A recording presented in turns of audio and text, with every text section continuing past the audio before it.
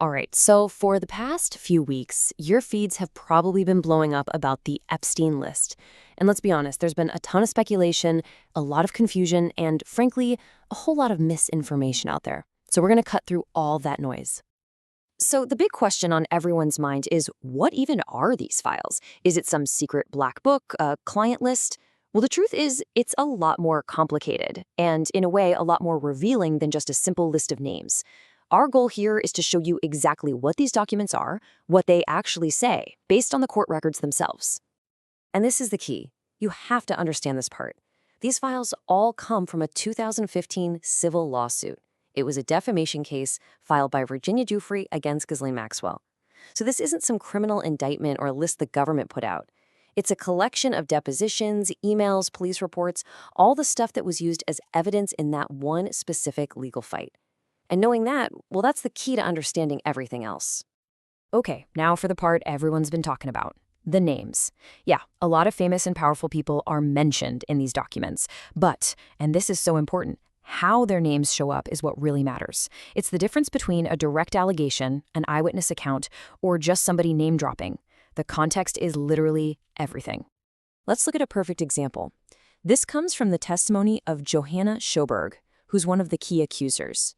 She talks about being at a dinner at Epstein's house, and the magician David Copperfield was there.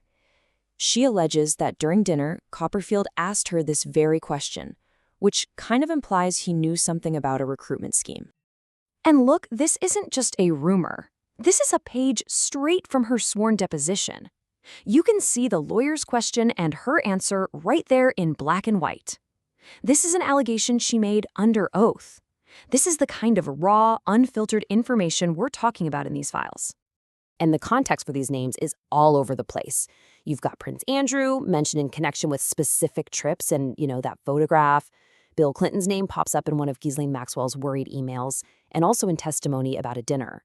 But then you get actors like Leonardo DiCaprio and Bruce Willis, who are only mentioned because Schoberg said Epstein claimed he was on the phone with them while she was giving him a massage, which was just classic name dropping. And then there's this bizarre email from Epstein suggesting they offer a reward to anyone who could disprove an allegation that involves Stephen Hawking. So as you can see, every mention tells a totally different story. But honestly, these documents reveal so much more than just a list of famous people. They give us this chilling look into how this whole operation allegedly worked. The sworn testimonies from victims start to paint a picture of a very systematic process of recruitment and abuse.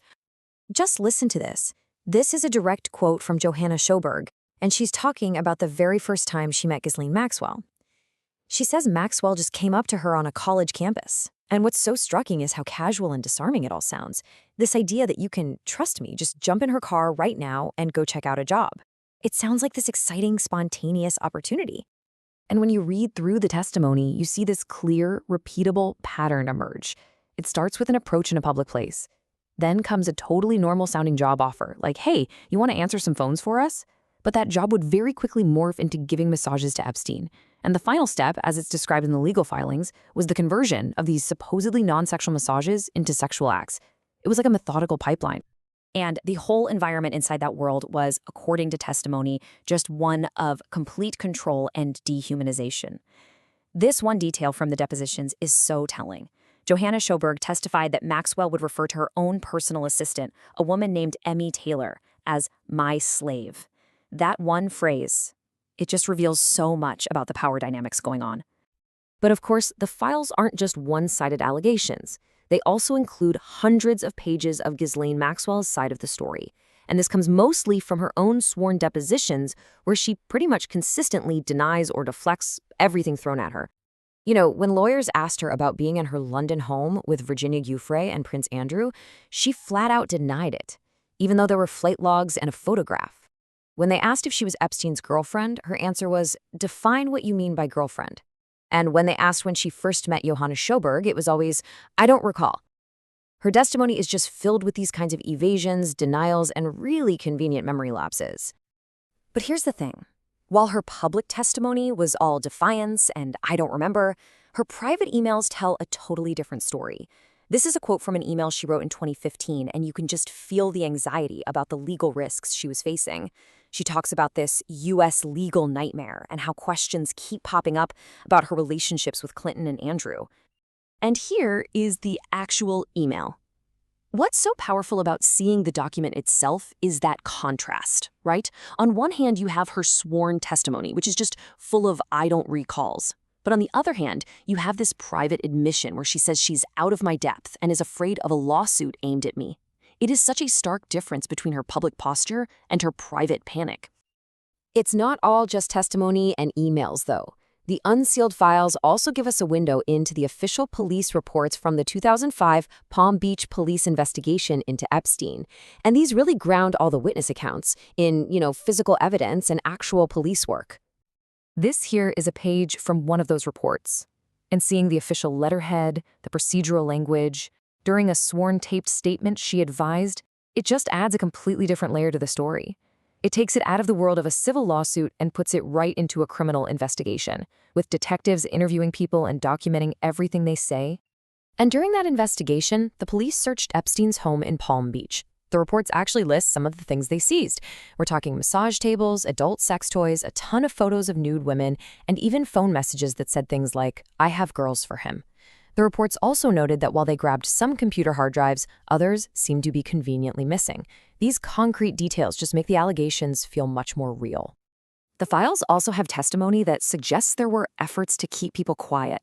A man named Alfredo Rodriguez, who worked as a houseman for Epstein, he testified that after he quit his job, he got a threatening phone call from Ghislaine Maxwell.